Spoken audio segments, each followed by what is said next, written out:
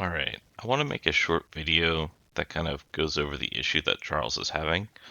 And try to keep it fairly short, but I will have to be a little bit technical. I will try to keep that as to a minimum and explain stuff as much as I can. So here he's saying his latency is jumping to 400. So he's talking about his ping, particularly in game.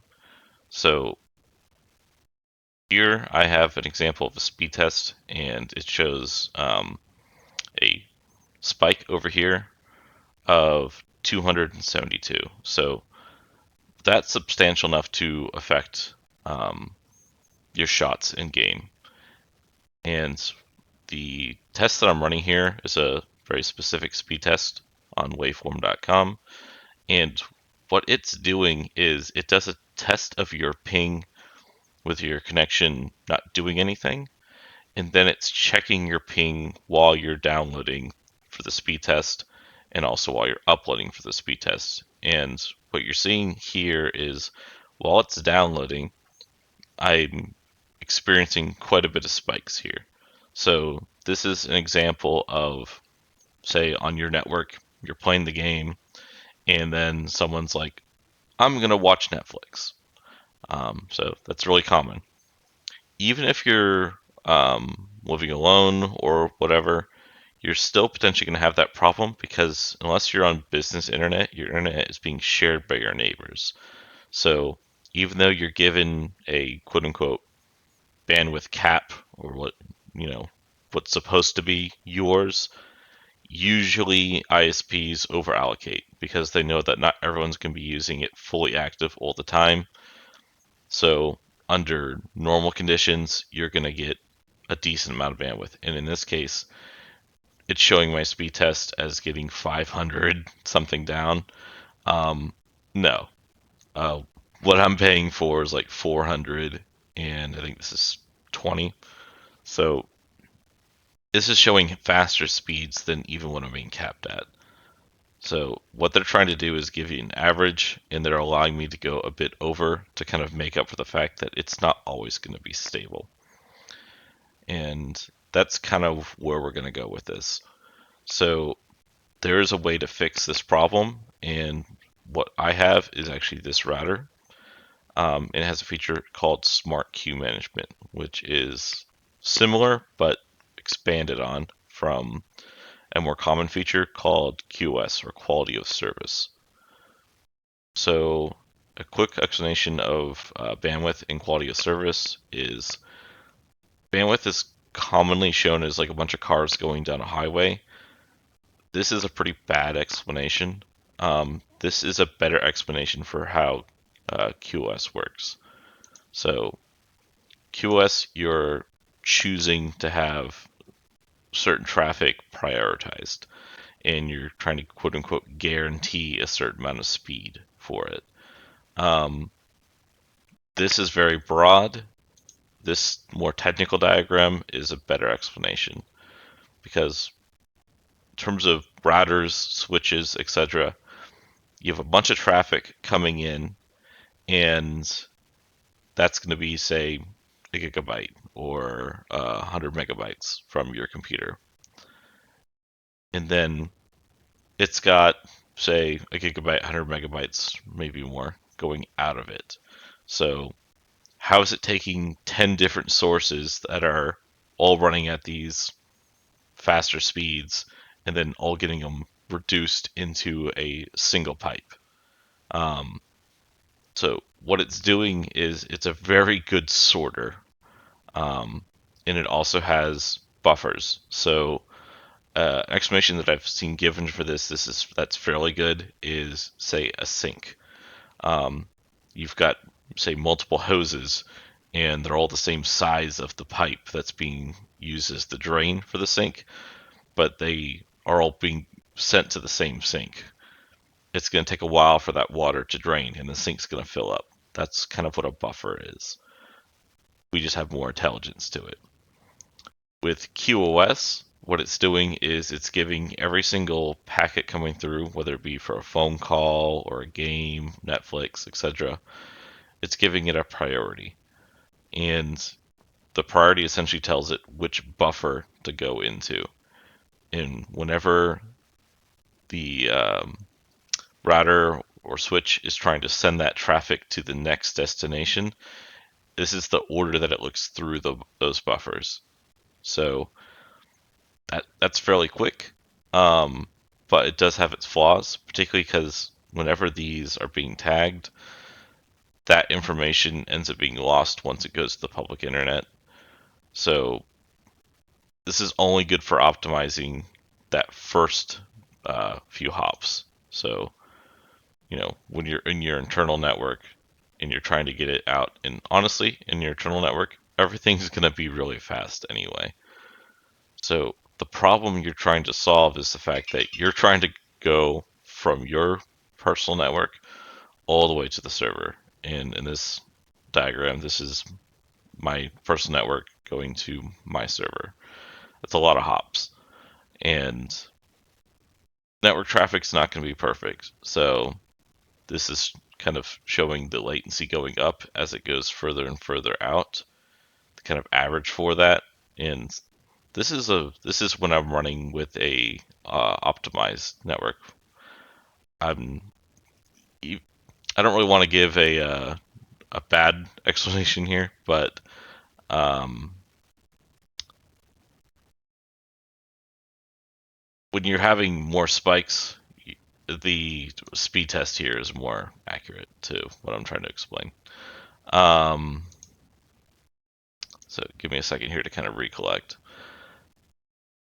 What I want to show next is when you enable something like smart queue management.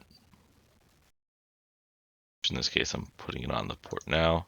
I'm going to rerun this test. So the main things I want to kind of show here is the fact that we've had these spikes, and this is kind of showing how much additional is given with the load. And you can pay a bit of attention to the speeds as well, because they're going to drop.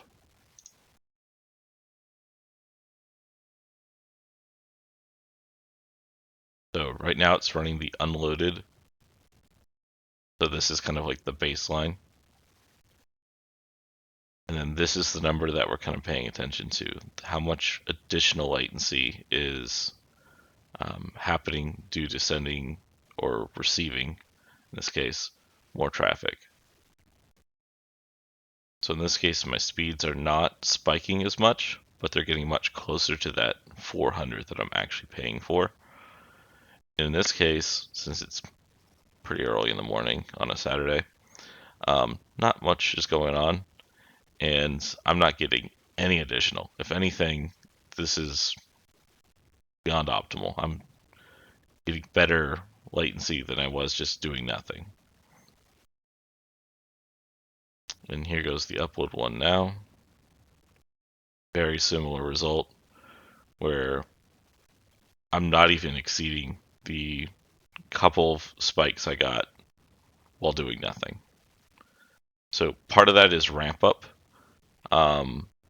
So once the ISP kind of sees that you're doing something, they will try to curb. But yeah, this is quote unquote perfect now.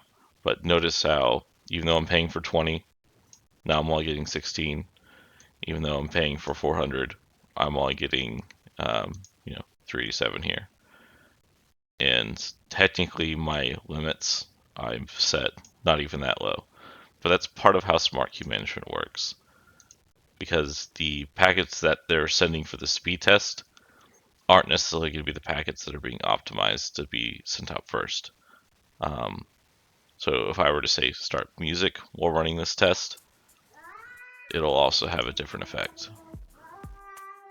So in this case, the music is potentially fully buffered, but humor me.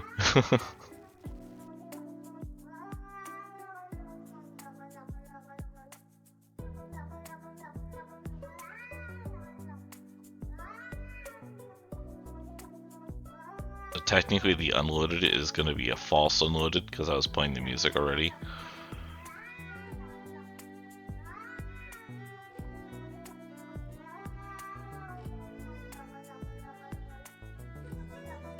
But because of that, you can see that the number ends up being much closer to what I'm paying for.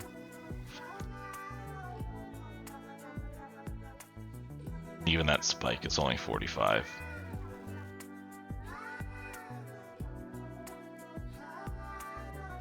In this case, I'm only downloading, I'm not uploading, so this number should pretty much still be 16.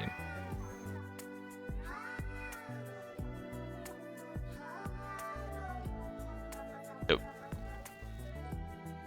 Anyway, so I'll leave that music going. So that's kind of the short of what I'm trying to explain here is you can get around these issues, and you won't always have these issues because you're sharing internet. So I do highly recommend for gaming to get a router that can handle the amount of bandwidth that you have, and then the extra overhead of running smart queue management.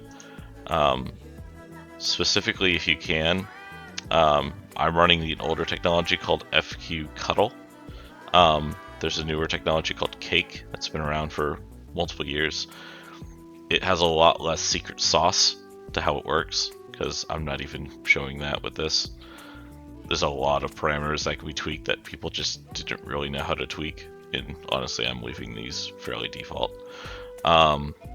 You can play with these to kind of get more of your bandwidth back, but Cake identifies your actual header size, and it's a much better way of doing it. But you can still get great results if you don't mind sacrificing a bit of your bandwidth to get more consistency. And that's kind of what I'm getting at here, because the more consistent your connection is, and the more consistent you're able to play, because you're not having random stuff getting in the way that's like, that should have hit, or whoa, what just happened? Why did everything slow down, or rubber bands, or whatever. So that's partly why I'm able to play as well as I am, because I was able to get consistently better myself without having the issues of network bandwidth issues. And whatchamacallit, the fact that things actually hit even when the network's being loaded. So it makes things much easier. It's not a perfect solution. It's not going to make you insanely better immediately, but you're at least not going to have those random, like, what just happened moments. At least not as often. Because occasionally I have to go in and tweak my settings. So, yeah.